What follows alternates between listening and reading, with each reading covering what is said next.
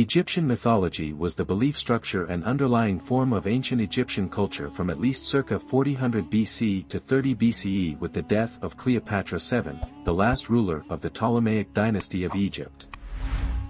Every aspect of life in ancient Egypt was informed by the stories which related the creation of the world and the sustaining of that world by the gods. Egyptian religion influenced other cultures through transmission via trade and became especially widespread after the opening of the Silk Road in 130 BC, as the Egyptian port city of Alexandria was an important commercial center.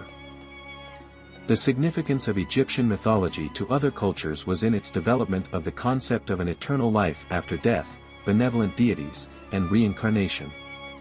Both Pythagoras and Plato of Greece were said to have been influenced by Egyptian beliefs in reincarnation, and Roman religious culture borrowed as extensively from Egypt as it did from other civilizations. Human existence was understood by the Egyptians as only a small segment of an eternal journey presided over and orchestrated by supernatural forces in the forms of the many deities which comprised the Egyptian pantheon.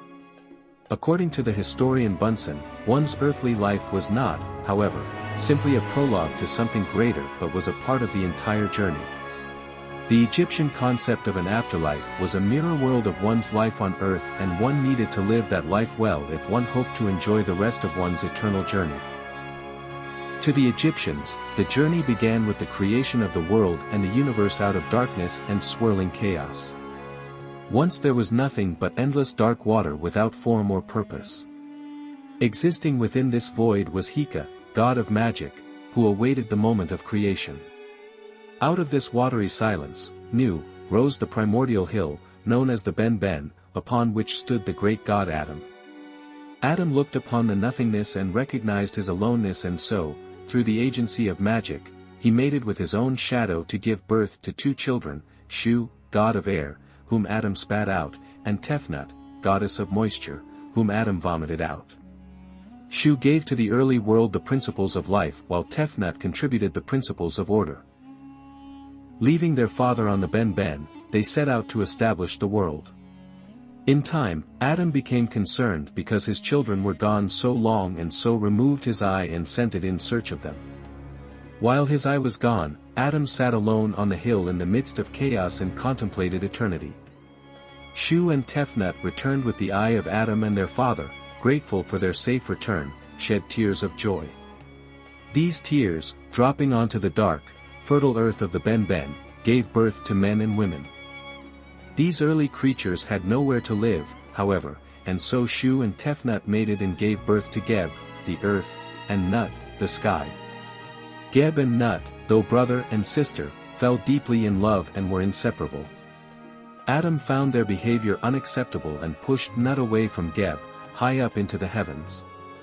The two lovers were forever able to see each other but were no longer able to touch.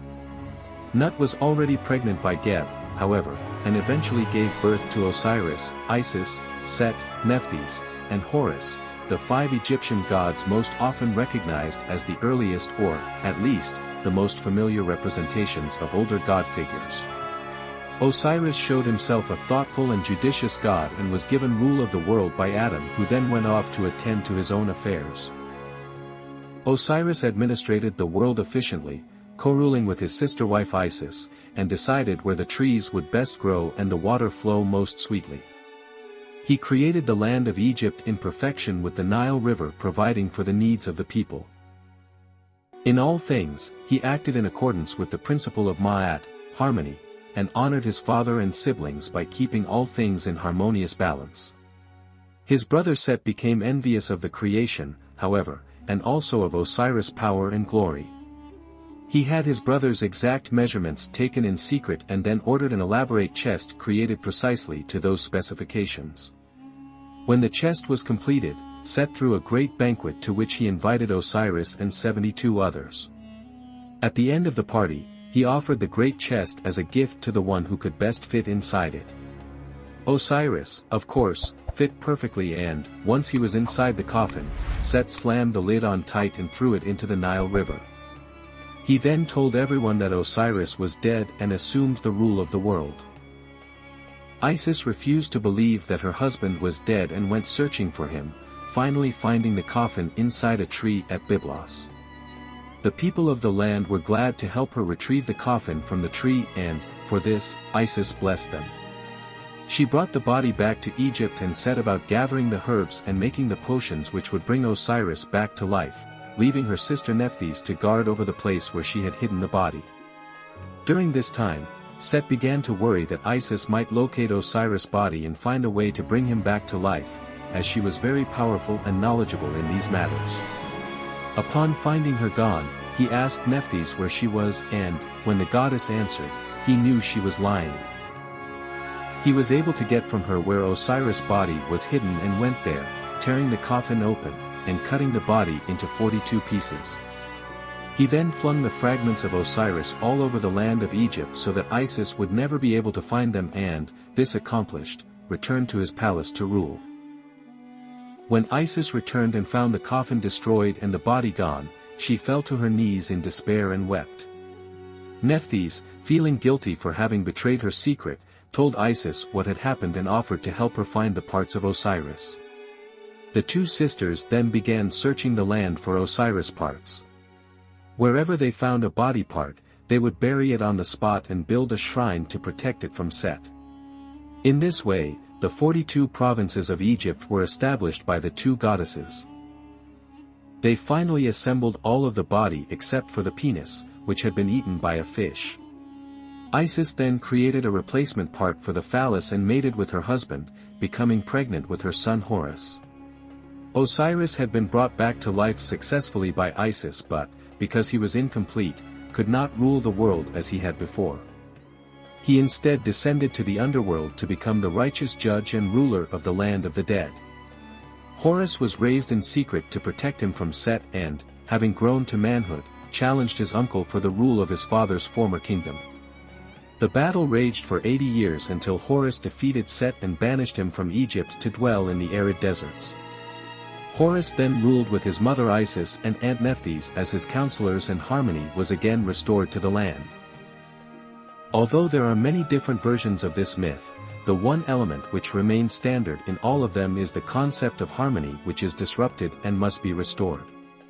The principle of Ma'at was at the heart of all of Egyptian mythology and every myth, in some form or another relies upon this value to inform it. The historian Jill Camel writes, storytelling played an important part in the lives of the ancient Egyptians.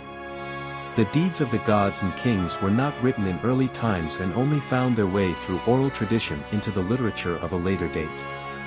It is interesting to note that, no matter what era the tales were first composed in, the principle of harmonious balance, of Ma'at, is at the heart of them all. Everything in the universe was thought to be maintained in a constant balance without a terminus and, as human beings were a part of that universe, they too participated in this eternal balance. Ma'at was made possible by the underlying force which existed before creation and made all aspects of life possible, ᴍᴜ. ᴍᴜ was the magical power which enabled the gods to perform their duties and sustained all life and was personified in the god ᴍᴜ who also allowed for the soul to pass from earthly existence to the afterlife. When the soul left the body at death, it was thought to appear in the hall of truth to stand before Osiris for judgment. The heart of the deceased was weighed on a golden scale against the white feather of Ma'at. If the heart was found to be lighter than the feather, the soul was allowed to move on to the field of reeds, the place of purification and eternal bliss. If the heart was heavier than the feather, it was dropped onto the floor where it was eaten by the monster Ammit, the gobbler, and the soul would then cease to exist. Although there existed a concept of the underworld, there was no hell as understood by modern-day monotheistic religions.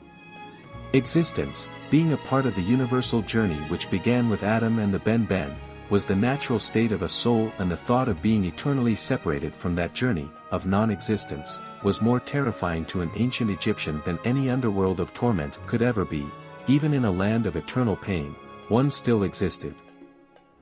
A concept of an underworld similar to the Christian hell did develop in Egypt but was by no means universally accepted. Such a belief infused the vision of the people, and gave them a certain exuberance for life unmatched anywhere in the ancient world. The mythology of the ancient Egyptians reflected that joy in living and inspired the great temples and monuments which are such a part of Egypt's legacy today. The enduring admiration for Egyptian mythology and the culture it informed is a testimony to the power of the life-affirming message inherent in these ancient tales.